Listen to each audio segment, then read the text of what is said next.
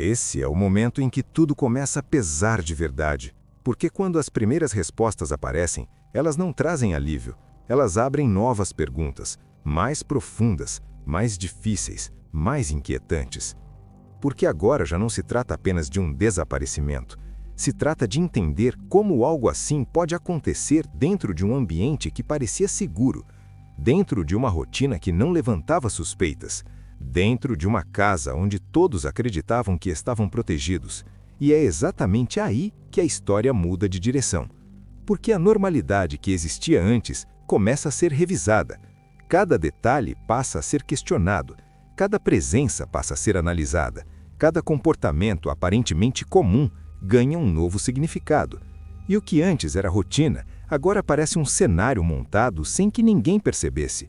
Porque quando a polícia começa a reconstruir os dias anteriores ao desaparecimento, ela não olha apenas para o momento em que a criança sumiu.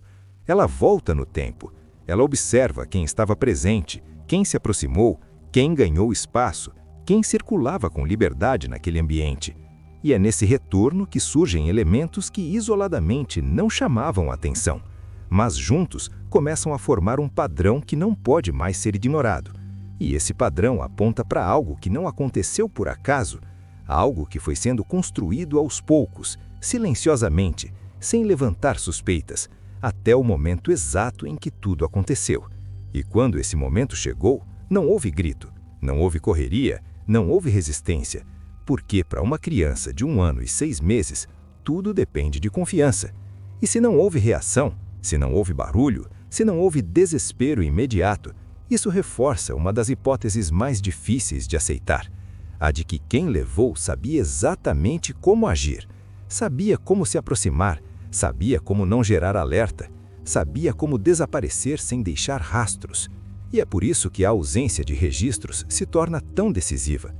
Porque não existe câmera apontada para cada canto, não existe memória perfeita capaz de capturar tudo, não existe atenção constante capaz de prever o que ainda não aconteceu. E quando tudo depende do que não foi visto, do que não foi gravado, do que não foi percebido, cada minuto perdido pesa, cada detalhe esquecido custa caro. Porque agora a investigação precisa correr contra isso, precisa preencher lacunas, precisa reconstruir o que não foi registrado, precisa transformar silêncio em informação. E enquanto isso acontece, existe uma família vivendo o tempo de outra forma. Um tempo que não passa, um tempo que se arrasta, um tempo que depende de qualquer notícia, de qualquer sinal, de qualquer esperança que mantenha tudo de pé.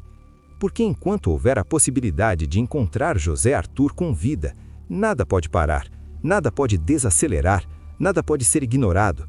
E é por isso que cada nova descoberta importa, cada nova conexão pode ser a diferença entre encontrar e perder, entre chegar a tempo ou chegar tarde demais.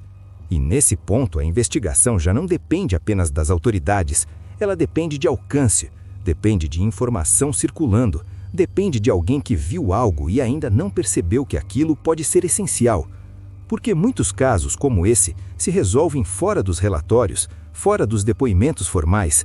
Eles se resolvem naquilo que parecia irrelevante, naquilo que só ganha importância depois que tudo acontece. E é exatamente isso que ainda pode mudar o rumo dessa história, porque as peças estão sendo colocadas, mas o quadro ainda não está completo. E até que esteja, tudo continua em aberto, tudo continua possível, inclusive o desfecho que todos esperam. E é por isso que você precisa fazer parte disso agora. Se você chegou até aqui, se essa história mexeu com você, se você quer ver esse caso resolvido, se inscreve no canal, ativa as notificações e compartilha esse vídeo com o maior número de pessoas possível. Porque quanto mais gente souber, maior é a chance de alguém reconhecer algo, de alguém falar, de alguém ajudar a fechar esse quebra-cabeça. E comenta aqui embaixo o que você acha que realmente aconteceu, porque às vezes uma percepção simples pode abrir caminhos que ninguém tinha enxergado ainda. E a gente vai continuar acompanhando cada passo dessa investigação, cada detalhe, cada nova informação, porque esse caso ainda não acabou, e a qualquer momento tudo pode mudar. E quando mudar, você vai saber primeiro aqui.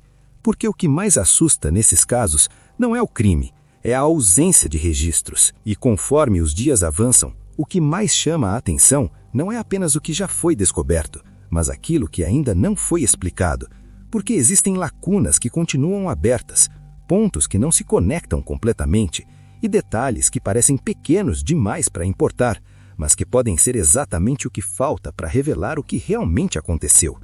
E é nesse tipo de investigação que o invisível pesa mais do que o óbvio, porque não é sobre o que está diante dos olhos, é sobre o que passou despercebido no momento certo e agora precisa ser reconstruído com precisão, sem margem para erro.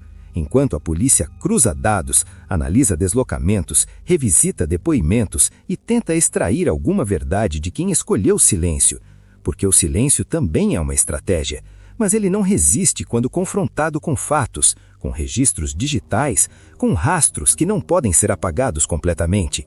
E quanto mais tempo passa, mais difícil fica sustentar versões que não se encaixam, mais evidente fica quando algo foi omitido, mais claro se torna quando alguém sabe mais do que está dizendo. E isso muda o peso da investigação, porque agora não se trata apenas de procurar, se trata de provar, de fechar um caminho lógico que leve até o ponto final dessa história.